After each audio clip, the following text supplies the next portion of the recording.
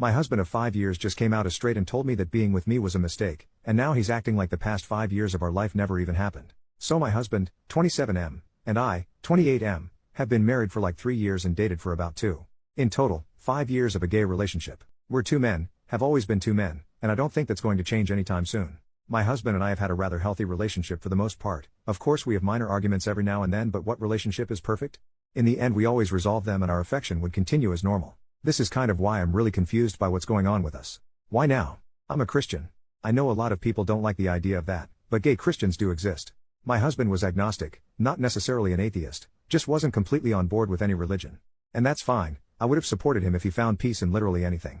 He didn't need to become a Christian, and honestly, as selfish as this sounds, I wish he didn't. I know this makes me sound like a terrible person, but he changed so drastically afterwards and I miss the man he used to be. It was a slow start. He asked me about verses from the Bible, we went to church, he even fasted for Lent. Christmas this year was much more than just presents, and I was happy that I had this piece of me to share with him now. I was raised religious and struggled with my identity. If it weren't for other queer Christians, I would have left Christianity. I was glad that I still had these things we could bond over, but it kept ramping up. All of a sudden, he's going to church more than I am, which is perfectly fine, is always carrying a Bible with him, and will randomly cite a verse when we're having political discussions. I've noticed his views have started to shift towards the right as well, and recently retweeted someone saying your body, my choice. You're a twink, women's reproductive rights don't concern you in the slightest? It kept ramping up. He started agreeing with the whole LGB minus the T crowd, and started spewing harmful rhetoric about drag queens as if we aren't friends with a bunch of them. When I told him that drag queens are much less likely to harm children than some pastors, he lost his shit saying I was a heathen and that his friends were right. This is the part that caught my attention. What friends?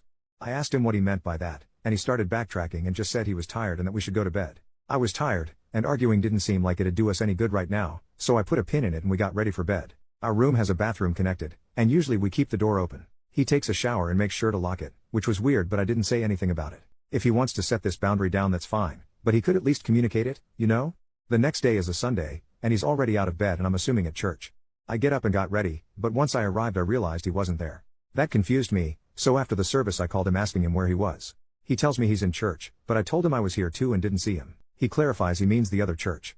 I'm not going to say the denomination because I don't want to cause any arguments. This was news to me, especially because he never brought it up and still carried our Bible. I told him to send me the address and I'll pick him up so we can get brunch, but he tells me that he doesn't want his friends seeing me. That hurt. I asked him if we could at least meet up and he said he'll see me at home.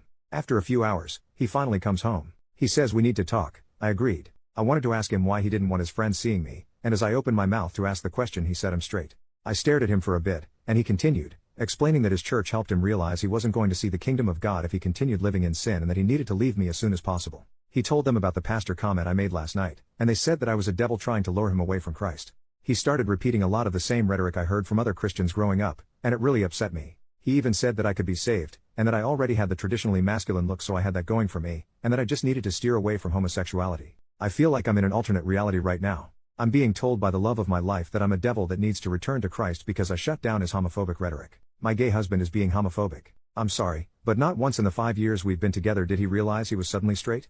It just doesn't work like that.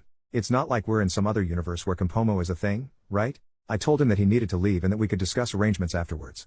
I still want him, I love him, but I have no idea how he could look at me with a straight face and tell me all of that. He started arguing saying that he didn't want to leave and that we could be friends, so I told him that I wouldn't be friends with a self-hating queer for the life of me. He packed a bag and left. His location shows he's at some random house I've never been to, but I assume that's one of the churchgoers he's friends with. I don't even know what I'm supposed to do from here. Did I seriously just lose my husband? I don't understand how this could happen. What can I do now? I miss him already. Update, 5 days later. Thank you to everyone who gave me genuine advice on my last post. I'll quickly answer some common questions. No, he does not have a family history of bipolar disorder or any other mental health disorder that would cause sharp changes. No, he isn't cheating on me with one of his church friends, but I will get more into this later. No, he isn't bi. I'm bi, and we've had conversations and he said he experimented in high school but it wasn't for him. I talked to his family and our friends about the whole thing. I explained we were separating because of his newfound faith and how he's acting. I told them about the shit he said and they're all worried for me. I don't think that I'm in any sort of danger, honestly. I did talk to my church about this, and they told me that the church he's attending is notorious for this sort of thing. One of them will show up after a service and wait outside, and if someone is walking out alone they'll come up to them and start chatting. They'll pretend they go here until they've talked to the person enough times to invite them to their church. Apparently he was attending my church even on days where I wasn't, so he was alone a lot. It's really f***ing predatory and it low-key pisses me off that he was enjoying my church and it led to him being taken away from me. I've had limited contact with him in the past few days. He came over last night, saying he needed to talk to me. He didn't appreciate me contacting his parents, and assured me that he is fine mentally. I wanted to start asking all the questions I've come up with since he left, but I didn't want to overwhelm him. I know he didn't cheat on me because that was the first question I asked. More so, are you leaving me because there's somebody else? His response was that he didn't want to leave me, but living in sin wasn't what he wanted anymore. How did he figure this out, you ask? After grilling him for an explanation, he finally admitted that he tried to cheat. The guy who kept coming to my church and basically recruited him was apparently so attractive that he would listen to anything he said. So he tried to cheat, failed, and went the full 180 and has decided being gay is the ultimate sin. Not the fact that he tried to have an affair. This is actually going to drive me crazy. Finding out he wanted to cheat but didn't is almost worse, because it's like, seriously?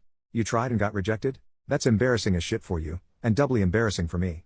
I asked him if they knew he was married to a man, and he simply told them I was his gay roommate who turned him, and now that he's straight again I've gone off the deep end. He's an actual freaking liar. He showed me some Bible verses, ones that were just blatantly different from the ones in mine, and kept trying to convince me that I need to change too. He said that he still cares about me, and wants to be friends. I asked him what about our actual friends, and he said they're too far gone. He just kept talking and I was done with it. He isn't the man I fell in love with and it pisses me off. He wasn't even dressing the same anymore. Freaking white dress shirt and slacks and the most boring hairstyle ever. He didn't look like my Anthony. The more he talked at me, the more it was clear I didn't want to be with the man he is now. He left, and for the second time in our life, he walked out that door without saying I love you, and I was fine with that. This morning I talked with my lawyer and I am going through with a divorce. After I was done, I stopped by where he was staying and knocked on the door, half wanting whoever owned the place to be there when I gave him the papers, half because I didn't want him coming to my home anymore. When the man opened the door I realized this is who he was talking about, and it took a bit to keep my anger in. I asked for my husband, and when he saw me, the look in his eyes made it clear that he wasn't expecting this out of me. I made it clear to the other guy that I was handing my husband, gay husband, divorce papers, to end our marriage, the gay one between two men. Us, we're those two men. Because I don't know who needs to hear this, but if you wake up next to a man for 3 years out of your life, chances are you are a homosexual. So sorry to break it to you. I won't be able to go into details of the proceedings themselves, but I'm going to completely distance myself from him as best I can. His actions have been horrible on my health, and his family and friends can handle him better than I can. I'm going to miss the man he used to be, but I have my people surrounding me. I'm going to be okay. I hope for his sake he'll snap out of this one day, because the self-hatred isn't healthy, but when he does I won't be there.